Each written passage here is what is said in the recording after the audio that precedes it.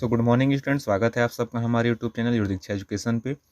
आज हम लोग अवतल दर्पण द्वारा दर्पण सूत्र का डेरिवेशन सीखेंगे, निगमन सीखेंगे। तो चलिए आइए शुरू करते हैं। तो वीडियो शुरू करने से पहले जो वीडियो पे नए हैं वो चैनल को सब्सक्राइब करें, साथ ही साथ बेल आइकन को दबाएं ताकि उनको नई वीडियो की सूचनाएं आसानी से मिलती रहें। चलिए आज हम लोग सीखने वाले हैं कि अवतल दर्पण से अवतल दर्पण द्वारा दर्पण सूत्र का निगमन, दर्पण सूत्र का निगमन। ठीक है, आज हम सीखेंगे कि अवतल दर्पण में हम मिरर फॉर्मूला जो होता है उसको कैसे डिराइव करेंगे, कैसे उसको हम लोग प्रूफ कर सकते हैं। तो जो दर्पण सूत्र होता है वो आपका क्या होता है? तो दर्पण सूत्र होता है 1/f equal 1/v plus 1/u, और यही हमको क्या करना है? प्रूफ करना है। ठीक है, तो चलिए इसके लिए मैंने पहले से क्या किया है कि पहले से ही एक अवतल दर्पण बना लिया है और उसमें हमने ए बी एक क्या रख दिया है, ये ए बी एक हमने ऑब्जेक्ट रखा है और इससे हमने दो प्रकाश किरण एक इसके पैरेलल लेके गए हैं जो मुख्य फोकस से होकर निकल रही है, और एक वक्रता केंद्र से लेके गए हैं जो वापस उसी मार्ग पे लौट जा रही है।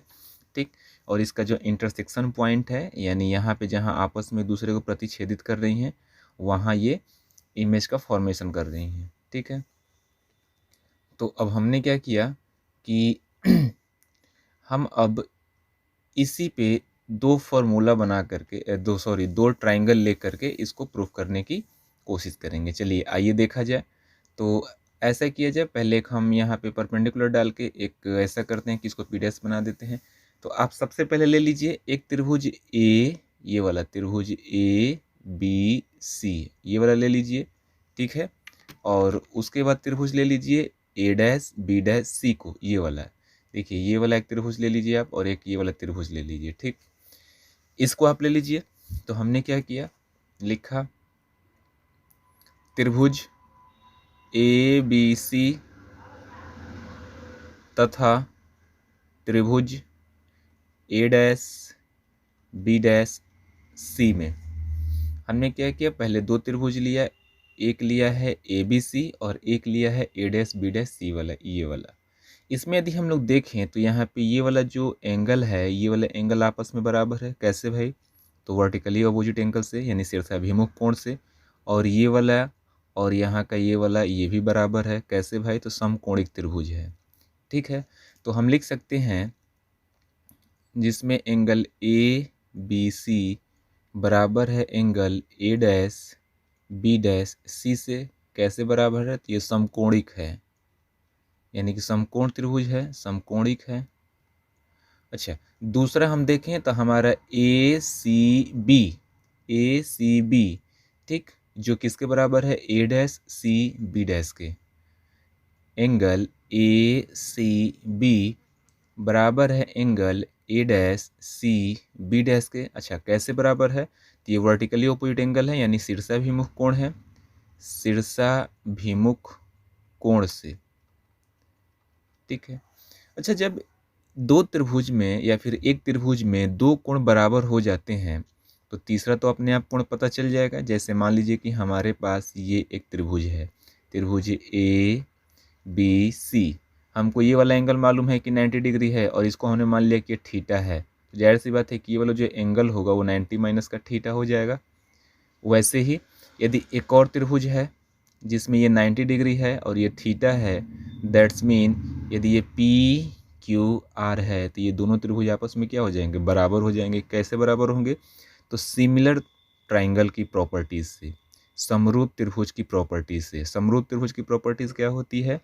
तो उसके जो भी क्रॉसपॉन्डिंग एंगल यानी जो संगत कोण होगा, संगत कोण होता है वो आपस में बराबर होता है। ठीक, तथा जो संगत भुजाएं होती हैं, संगत भुजाएं होती हैं उनका जो अनुपात होता है वो क्या होता है? समानुपातिक होता है। ये आपने ऑलरेडी ट्राइंगल में पढ़ रखा है मैथ में। यानी हम कह सकते हैं कि हमारे पास जो ट्राइंगल ये है और पी क्यू आर है आपस में क्या है? तो ये समरूप त्रिभुज हैं। ठीक वैसे ही हमारे पास जो ट्राइंगल ए बी सी है और ए डैश बी डैश सी है, इसको भी हम कह सकते हैं कि हमारा क्या है। अतः हमारा जो ट्राइंगल ए बी सी है वो क्या है, समरूप है। सिमिलर की यही साइन होती है किसके, तो triangle A dash B dash C के। ठीक है। अच्छा, जब ये ट्राइंगल दोनों क्या हैं, समरूप हैं, तो समरूप की प्रॉपर्टी क्या कहती है कि उसके क्रॉसपॉन्डिंग एंगल यानी संगत कोण बराबर होते हैं और उसकी संगत भुजाओं का अनुपात क्या होता है, समान होता है। इसलिए हम क्या कह सकते हैं कि यहाँ जो ए बी बट्टे का ए डैश बी डैश है वो किसके बराबर हो जाएगा, बी सी बट्टे का B dash C, B dash C के। अच्छा कैसे भाई, तो देखिए यहाँ पे जो हमारा ये वाला ए बी है यानी कि जो लंब है इसके लंब से बराबर हो जाएगा, ये वाले लंब से बराबर हो जाएगा, और इसका जो बेस है ये वाला बी सी, ये वाला बी डैश सी के बराबर हो जाएगा, है कि नहीं। देखिए इस दोनों का अनुपात आपस में बराबर हो गया। मान लीजिए कि आपका क्या है, समीकरण 1 है। ठीक है, चलिए हमारा आधा काम कुछ खत्म हुआ। हमने अब क्या करना है कि हमको अब ये वाला triangle O P dash F को और A dash B dash F को अब कंसीडर करना है। तो यहाँ भी देखा जाए तो इसमें भी ये वाला और ये वाला जो है, जो angle A dash F B dash है वो ओ एफ पी डैश के इक्वल है। कैसे भाई, शीर्षाभिमुख कोण से। और ये किए हमने जो परपेंडिकुलर लगाया है ये भी 90 डिग्री का है, और यहाँ जो ए डैश बी डैश ये भी क्या है, 90 डिग्री पे है। यानी कि इससे भी हम लोग देखें तो जो हमारे पास त्रिभुज हो रहा है ओ पी डैश एफ किसके बराबर हो जाएगा, ए डैश बी डैश एफ के। तो चलिए अब हम क्या करेंगे, अब त्रिभुज ए डैश बी डैश, या फिर इसे लीजिए ओपी वाला ले लीजिए। अब त्रिभुज ओ पी डैश एफ तथा त्रिभुज ए डैश बी डैश एफ में, इसमें भी देखें तो हम लोग देखे हैं कि जो कोण बन रहा है ओ पी डैश एफ बराबर है किसके, तो हमारा यहाँ बराबर किसके भाई, ओ पी एफ किसके बराबर है, A dash B dash F के। ये कोण ए डैश बी डैश एफ के बराबर है। कैसे भाई, तो ये दोनों आपस में क्या है, 90 डिग्री हैं, यानी कि समकोणिक हैं, समकोणिक हैं। चलिए हम अब आगे बढ़ेंगे। जब आगे बढ़ा जाए तो यहाँ देखा जाए तो जो ओ एफ पी डैश है वो किसके इक्वल है, A dash F B dash के। तो यहाँ हम लिख सकते हैं कि कोण ओ एफ पी डैश बराबर है कोण ए डैश एफ बी डैश के। अच्छा कैसे बराबर है भाई, तो ये शीर्षाभिमुख कोण से, शीर्षाभिमुख कोण से। ठीक है, शीर्षाभिमुख कोण है, यानी अब हम कह सकते हैं कि जो हमारे पास ये त्रिभुज ओ पी डैश एफ है वो सिमिलर हो जाएगा किसके, त्रिभुज ए डैश बी डैश एफ के। और जब सिमिलर हो गया तो इसकी सिमिलरिटी की प्रॉपर्टी क्या होती है, उसको अप्लाई कर लिया जाए। तो सिमिलर ट्रायंगल की प्रॉपर्टीज होती है कि उसके क्रॉसपॉन्डिंग एंगल यानी संगत कोण बराबर होते हैं और संगत भुजाओं का अनुपात समानुपातिक होता है। यानी यहाँ हम लिख सकते हैं इसलिए, या फिर अतः ओ पी डैश बटे का ए डैश बी डैश बराबर हो जाएगा किसके, पी डैश एफ बटे का बी डैश एफ के। ठीक है, समीकरण 2 बना दिया जाए। अब देखिए यहाँ पे यदि हम लोग देखें तो हमारे पास जो ए और ओ है, ये वाली लाइनें जो मुख्य अक्ष के समांतर गई है, और ये जो हमारा बी और पी है यानी कि यहाँ से यहाँ तक, ये वाली लाइन आपस में बराबर है, पैरेलल हैं। और पैरेलल की प्रॉपर्टी क्या होती है, यदि हमारे पास दो लाइन पैरेलल हैं तो इसके बीच में हम जितनी भी रेखाएं खींचेंगे सारी रेखाएं आपस में क्या होंगी, बराबर होंगी। इस हिसाब से देखा जाए तो जो हमारा ए बी यहाँ पे है वो किसके इक्वल हो जाएगा, ओ पी डैश के हो जाएगा। तो हम कह सकते हैं चूंकि ए ओ पैरेलल लाइन है, ठीक, ओ पी क्या है, ए ओ क्या है, पैरेलल है किसके, बी पी के। जब AO पैरेलल है BP के, इसलिए हम कह सकते हैं कि जो हमारे पास AB है वो किसके बराबर है, OP डैश के। ठीक है, हमने इसको बराबर कर दिया है। तो जब AB बराबर OP डैश है तो हम चाहें तो OP को क्या लिख सकते हैं, AB लिख सकते हैं। अतः अच्छा, इसको बना दीजिए समीकरण 3। अब यदि आप समीकरण 1 को देखें, समीकरण 2 को देखें और समीकरण 3 को देखें, तो देखिए यहाँ AB बटे का A डैश B डैश है और यहाँ OP डैश बटे का A डैश B डैश है, और OP को हमने किसके इक्वल बनाया है, AB के इक्वल। कैसे भाई, तो पैरेलल लाइन की प्रॉपर्टीज से। तो हम लिख सकते हैं कि अतः समीकरण 1, 2 व 3 से हम क्या लिख सकते हैं, लिख सकते हैं BC बटे का B डैश C बराबर हो जाएगा P डैश F बटे का B डैश F के। ठीक, अच्छा यहाँ तक हमारा हो गया। चलिए अब आगे हम बढ़ते हैं। तो आगे देखा जाए तो हम जानते हैं कि हमने प्रॉपर्टी पढ़ रखी है साइन कन्वेंशन वाली। साइन कन्वेंशन वाली प्रॉपर्टी पढ़ी है कि जितनी भी दूरियां होती हैं हम कहाँ से मापते हैं, ध्रुव से मापते हैं, पोल से मापते हैं। ठीक है, यानी कि यहाँ से हम सारी क्या करेंगे, डिस्टेंस को मेजर करेंगे। उससे पहले यदि हम ये कहें कि जो हमारा M और M डैश है, इसको यदि हम छोटा माने तो देखिए P डैश जो है P के एकदम करीब जा रहा है, निकटतम है लगभग में। तो आप कह सकते हैं माना M डैश ये हमारा क्या है, द्वारक है। M डैश बहुत छोटा है, यदि बहुत छोटा होगा तो जो हमारा P डैश है वो किसके नज़दीक हो जाएगा, P के। तो P डैश P के निकटतम है, निकटतम है। हमने एज्यूम किया है कि हमारा जो द्वारक है वो क्या है, बहुत छोटा है, इसलिए P जो है P डैश के नज़दीक हो जाएगा। तो जहाँ भी P डैश है उसको हम किससे रिप्लेस कर सकते हैं, P से। इसलिए हम कह सकते हैं, इसलिए BC बटे का B डैश C बराबर हो जाएगा PF बटेगा B डैश F के। इसको मान लीजिए कि समीकरण 4 है। ठीक है, अब हम यहाँ से क्या करेंगे, चूँकि हम जानते हैं कि सारी दूरियाँ कहाँ से मापी जाती हैं, सारी दूरियाँ पोल से मापी जाती हैं। तो आप लिखेंगे चूँकि सभी दूरियाँ ध्रुव यानी कि P से मापी जाती हैं, इसलिए हमारे पास क्या है, BC है, यहाँ पे BC है। BC हमारे पास क्या है, ये है B और ये है C। यहाँ से यहाँ तक को हमको चाहिए, तो इस दूरी को हम कैसे कवर करेंगे, तो P से B तक आएंगे और उसमें से PC को क्या करेंगे, घटा देंगे। तो हमारे पास क्या मिल जाएगा, BC मिल जाएगा। चलिए, तो हमने क्या किया, इसको लिख दिया BC को हम लिख सकते हैं क्या, P से B तक आए और इसमें से PC को हमने घटा दिया, बटे का B डैश C है। अच्छा, यहाँ है हमारे पास B डैश और ये है C। तो इसको हम कैसे कवर कर सकते हैं, तो P से सबसे पहले C तक आए और उसमें से P से B डैश को घटा दिया जाए। तो हम इसको लिख सकते हैं PC माइनस, ठीक, PB डैश, जो किसके बराबर हो जाएगा, PF। P और F चूँकि हमको मालूम है कि फोकस लेंथ होता है, तो इसको हम ऐसे ही एज इट इज छोड़ देते हैं।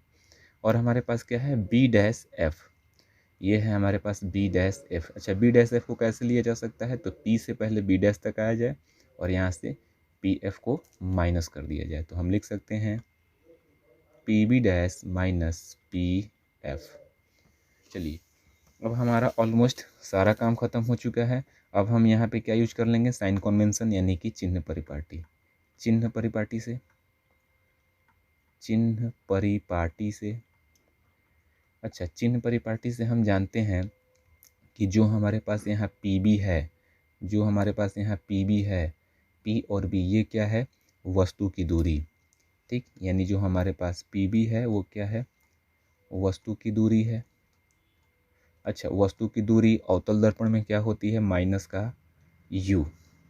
चलिए, अब PC है, P से C हमारे पास क्या है, यहाँ से P और ये रहा C। यहाँ से यहाँ तक हम देखें तो ये हमारा क्या है, वक्रता त्रिज्या है, यानी हम लिख सकते हैं पी सी हमारे पास है वक्रता त्रिज्या, और वक्रता त्रिज्या को किससे रिप्रेजेंट करते हैं, चूँकि ये अवतल है तो माइनस आर हो जाएगा, और आर को हम चाहें तो माइनस का 2f भी लिख सकते हैं। चलिए आगे हमारे पास पी सी हो के पी बी डैश है, पी से बी डैश है। अच्छा, पी से बी डैश हमारे पास क्या है, तो ये प्रतिबिंब की दूरी है, तो आप लिख दीजिए पी बी डैश प्रतिबिंब की दूरी। अच्छा, प्रतिबिंब की दूरी को किससे रिप्रेजेंट करेंगे, चूंकि ये हमारे पास अवतल है, बाएं तरफ बन रहा है, तो साइन कन्वेंशन में क्या हो जाएगा, माइनस का भी। अब हमारे पास क्या है, पी एफ है, और पी एफ हमारे पास क्या होता है, फोकल लेंथ। चलिए हमने क्या किया, यहाँ लिखा पी एफ, जो हमारे पास क्या है, फोकस दूरी, और फोकस दूरी इसमें क्या है, माइनस एफ है। बस काम खत्म। अब हमारे पास जो वहाँ बना था ये वाला समीकरण, दोनों पक्षों में हम क्या करें, इसको रख दें, तो पी बी की जगह पे अब हम क्या कर सकते हैं, जो हमारे पास यहाँ पी बी है, पी बी की जगह पे हम माइनस यू लिख सकते हैं, माइनस का यू माइनस ब्रैकेट में पी सी हमारे पास क्या है, तो पी सी है माइनस का आर, इसको हम माइनस 2f भी लिख सकते हैं, तो माइनस का 2f हमने लिख दिया, बटे का पी सी, यानी कि पी सी की जगह माइनस का 2f minus P B dash, और देखिए ये पी बी डैश हमारे पास क्या है, प्रतिबिंब की दूरी, और ये है माइनस का भी, हमने इसको भी लिख दिया माइनस का भी, बराबर पी एफ हमारे पास क्या है, तो यहाँ से देखिए पी एफ हमारे पास है फोकल लेंथ माइनस का एफ, हमने लिखा माइनस का एफ, बटे का पी बी डैश हमारे पास क्या है, तो पी बी डैश देखिए ये है प्रतिबिंब की दूरी, माइनस का भी, माइनस, और ये क्या है, पी एफ है, और हमारे पास पी एफ क्या है, माइनस का एफ, यानी फोकल लेंथ। अब क्या करना है, इसी को बस हमको अब सॉल्व कर देना है। चलिए इसको जब हम सॉल्व करेंगे तो ये नीचे कुछ है, इसको इरेज कर दिया जाए, ये है, चलिए इसको हमने क्या किया, इसको इरेज कर दिया, ये चूँकि दूसरे क्लास को बताया गया था।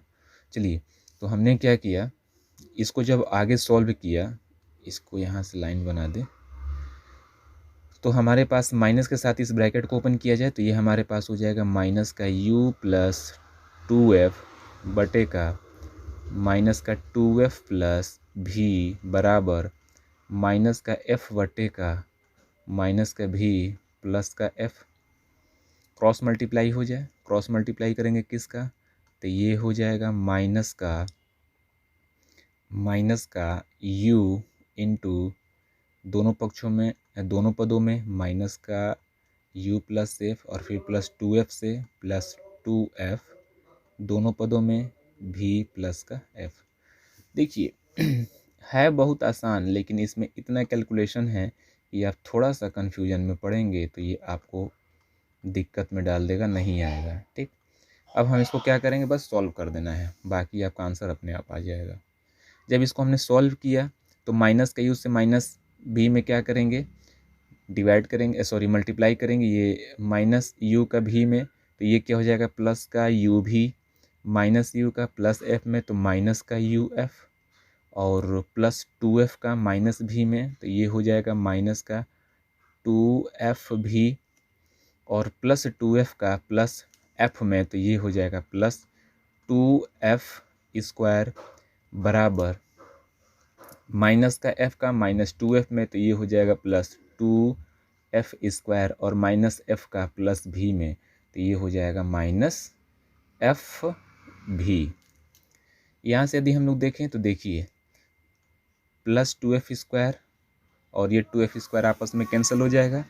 अब हमारे पास क्या बचा है, जो बचा है उसको वैसे लिख देते हैं, हमारे पास है u भी माइनस यू एफ माइनस का 2f भी, बराबर माइनस का f भी। जो हमारे पास माइनस का 2f भी है, इसका क्या करें, पक्षांतर कर दें, तो हमारे पास क्या आ जाएगा, u भी माइनस का यू एफ बराबर माइनस का एफ भी प्लस का 2f भी। चूँकि ये माइनस में है, ट्रांसपोज होगा तो प्लस में हो जाएगा, तो माइनस का f भी और 2f भी ये जब माइनस हो जाएगा तो हमारे पास क्या बच जाएगा, हमारे पास बच जाएगा क्या, एक एफ भी प्लस में। तो यू भी माइनस का यू एफ बराबर का एफ भी, बस काम खत्म। इसके आगे हम क्या करेंगे, एक मैथ का रूल लगा देते हैं। और मैथ का रूल क्या होता है कि हम दोनों साइडों में कुछ ना कुछ परिवर्तन एक मान से कर सकते हैं। तो हमने यहाँ कुछ नहीं किया, यहाँ पे हम क्या करेंगे, दोनों पक्षों में यू भी एफ से भाग लगा देंगे। चलिए हमने क्या किया, दोनों पक्षों में यू भी एफ से भाग देने पर, जब आप इसको भाग देंगे तो ये क्या हो जाएगा, यू भी बटे का यू भी एफ माइनस यू एफ बटे का यू भी एफ बराबर एफ भी बटे का यू भी एफ। अब यहाँ से देख लीजिए, यू भी से यू भी ख़त्म, यू एफ से यू एफ ख़त्म, एफ भी से एफ भी ख़त्म, बचा हमारे पास क्या है, 1/f माइनस 1/v बराबर 1/u। ठीक है, अब हम क्या करें, इसको ट्रांसपोज कर दें माइनस 1/v को, तो हमारे पास हो जाएगा 1/f equal 1/u plus 1/v। ठीक, और यही हमको क्या करना था, प्रूफ करना था। इसे लिख सकते हैं 1/f 1/v प्लस 1/u। ठीक, ये हमारा क्या हो गया, डिराइव हो गया, हैंस प्रूफ। ये हमारे पास प्रूफ हो गया। तो देखिए ये बहुत टफ नहीं होता है, बस यदि आप स्टेप बाय स्टेप इसको चेक करते जाएंगे ना तो ये बड़ी इजी होता है, लेकिन पता नहीं क्यों इसको बहुत कॉम्प्लिकेटेड बना दिया जाता है। अच्छा, दूसरी बात, ये तो अवतल था, हम उत्तल में भी बड़ी आसानी से इसको क्या कर सकते हैं, प्रूफ कर सकते हैं। ठीक है, तो चलिए, यदि वीडियो समझ में आए तो आप लाइक ज़रूर कीजिए और कमेंट बॉक्स में बताइए कि और आपको कौन से ऐसे क्वेश्चंस हैं फिजिक्स में क्लास 10th के जो आपको नहीं समझ में आते हैं, उसको हम वीडियो के माध्यम से सॉल्व करा देंगे। ठीक है, चलिए तो बने रहिए योर दीक्षा एजुकेशन के साथ। धन्यवाद।